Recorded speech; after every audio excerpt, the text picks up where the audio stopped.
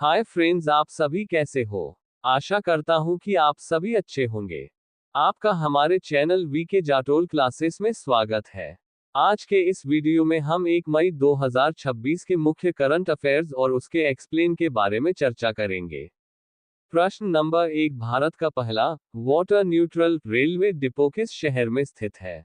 ए Mumbai, B Ahmedabad, C Chennai, D Kolkata. दोस्तों, आपका सही answer option number B Ahmedabad होगा। बड़ी उपलब्धि। गुजरात के अहमदाबाद में स्थित कानकरिया कोचिंग डिपो भारत का पहला वाटर न्यूट्रल जल तटस्थ रेलवे डिपो बन गया है। क्या है वाटर न्यूट्रल? इसका मतलब है कि यह डिपो जितना पानी इस्तेमाल करता है, लगभग उतना ही रिसाइकल करके फिर से उपयोग में ले आता है। कितनी बचत? इस पहल से रोजाना करीब 1.6 लाख लीटर पानी की बचत हो रही है, जो सालाना लगभग 5.84 करोड़ लीटर बैठता है। खास तकनीक। पानी को साफ करने के लिए यहाँ फाइटोमीडिएशन तकनीक का इस्तेमाल किया जा रहा है, जिसमें पौधों की मदद से प्राकृतिक रूप से गंदे पानी को शुद्ध किया जाता है। महत्व। ये कदम भारतीय रेलवे के पर्यावरण संरक्षण और नेट जीरो लक्ष्यों की दिशा में एक बहुत बड़ा मील का पत्थर है। प्रश्न नंबर 2, 6G और स्वदेशी टेलीकॉम इनोवेशन को बढ़ावा देने के लिए कौन सी योजना शुरू की गई है? ए डिजिटल इंडिया योजना, बी भारतनेट परियोजना, सी TDIP योजना, डी मेक इन इंडिया। दोस्तों, आपका सही answer option number C TDIP योजना होगा।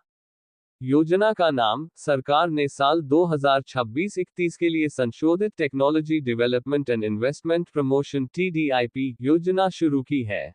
बजट। इस योजना के लिए 203 करोड़ रुपए का प्रावधान किया गया है। मुख्य उद्देश्य, भारत को टेलीकॉम क्षेत्र में केवल एक भागीदार से हटाकर ग्लोबल स्टैंडर्ड सेट करने वाला ग्लोबल स्टैंडर्ड सेटर बनाना। इसका मुख्य फोकस 6G और 5G एडवांस जैसी भविष्य की तकनीकों पर है। किसे मिलेगा फायदा? इस योजना का दायरा बढ़ाकर अब इसमें स्टार्टअप्स, MSMEs, शिक्षण संस्थानों, एकेडमिया, रिसर्च संस्थानों और टेलीकॉम ऑपरेटरों को भी शामिल किया गया है। क्या होगा काम? ये फंड भारतीय स्टेकहोल्डर्स को अंतर्राष्ट्रीय मीटिंग्स में भाग लेने, तकनीकी योगदान देने और भारत में ग्लोबल स्टैंडर्डाइजेशन इवेंट्स आयोजित करने के लिए वित्तीय सहायता प्रदान करेगा। लॉन्च। केंद्रीय मंत्री ज्योतिरादित्य सिंधिया ने इसके संशोधित दिशा निर्देश जारी किए। ये भारत 6G मिशन को मजबूती देने की दिशा में एक बड़ा कदम है। प्रश्न नंबर 3, भारत में हाल ही में कूदने वाली मकड़ियों की कितनी नई प्रजातियों की खोज की गई है?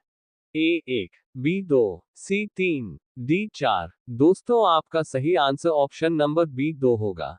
खोज। वैज्ञानिकों ने भारत में कूदने वाली मकड़ियों जंपिंग स्पाइडर्स की 2 नई प्रजातियों की खोज की है। नाम। इन नई प्रजातियों के नाम मोगरस शुष्का, मगरस शुशुका और मोगरस पुर्णे रखे गए हैं। कहाँ मिली? मोगरस शुष्का राजस्थान और गुजरात के शुष्क रेगिस्तानी इलाकों में पाई गई। मोगरस पुर्णे महाराष्ट्र के पुणे शहर के जैव विविधता पार्क में मिली। विशेषता। ये मकड़ियां बाहर से एक जैसी दिखती हैं, लेकिन वैज्ञानिकों ने इनके प्रजनन अंगों की सूक्ष्म संरचना के आधार पर इनकी अलग पहचान की है।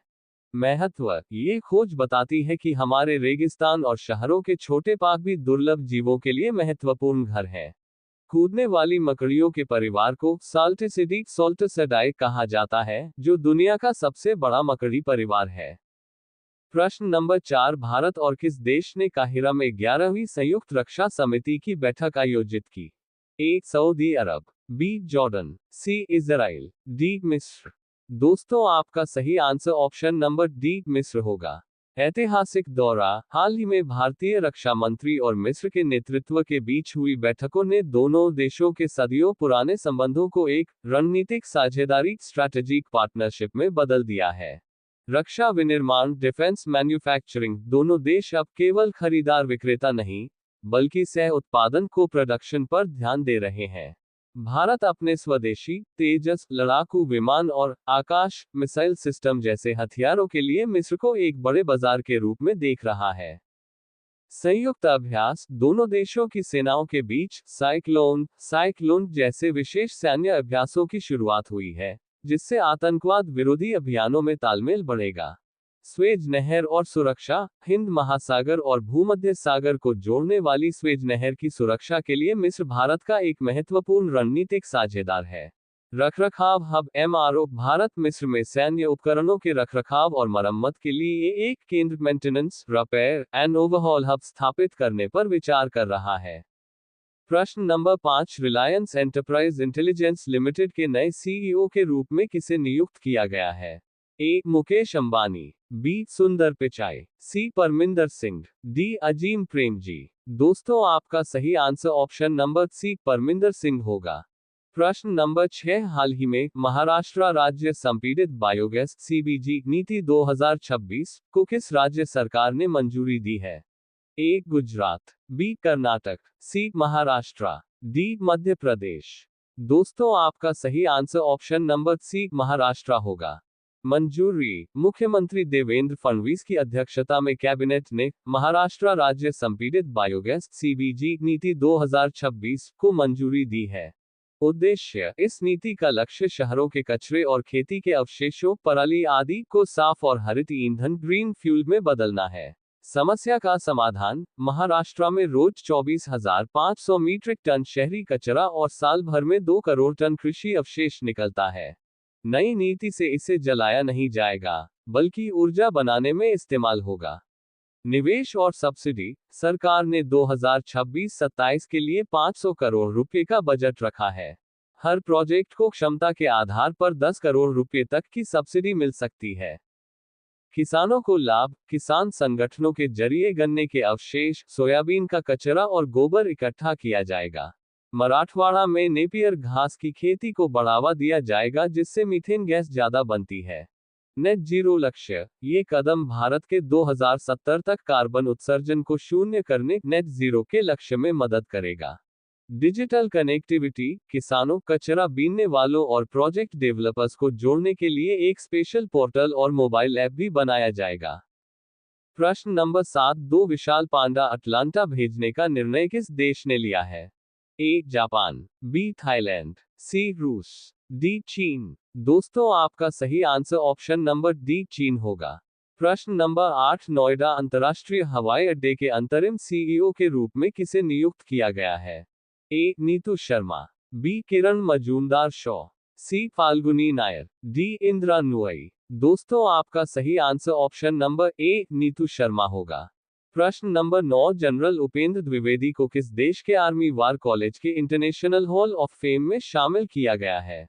ए. रूस, B. France, C. America, D. Britain. दोस्तों आपका सही answer option number C America होगा। बड़ी उपलब्धि, भारतीय सेना प्रमुख जनरल उपेंद्र द्विवेदी को अमेरिका के इंटरनेशनल हॉल ऑफ फेम में शामिल किया गया है।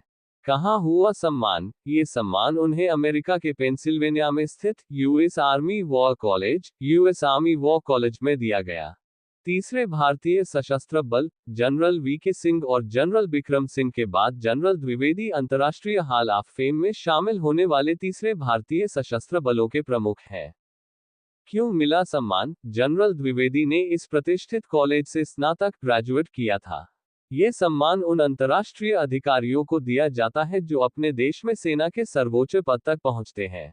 महत्व, जनरल द्विवेदी यह गौरव हासिल करने वाले दुनिया के चुनिंदा सैन्य नेताओं में शामिल हो गए हैं। यह न केवल उनके लिए बल्कि भारतीय सेना और पूरे देश के लिए गर्व का क्षण है।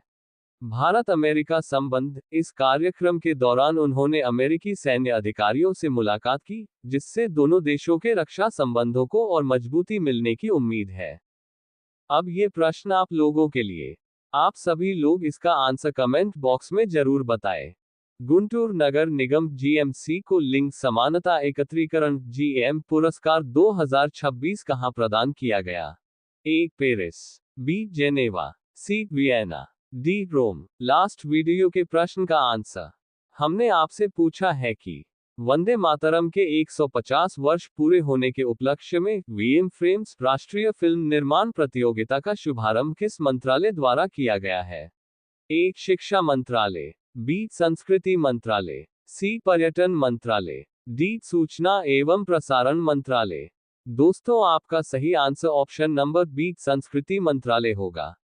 यदि दोस्तों आपको हमारा यह वीडियो अच्छा लगा हो तो वीडियो को लाइक शेयर जरूर करें, साथ ही हमारे चैनल वीके जाटोल क्लासेस को सब्सक्राइब जरूर करें ताकि हमारे चैनल पर अपलोड होने वाली प्रत्येक वीडियो का नोटिफिकेशन आप तक तुरंत पहुंच सके।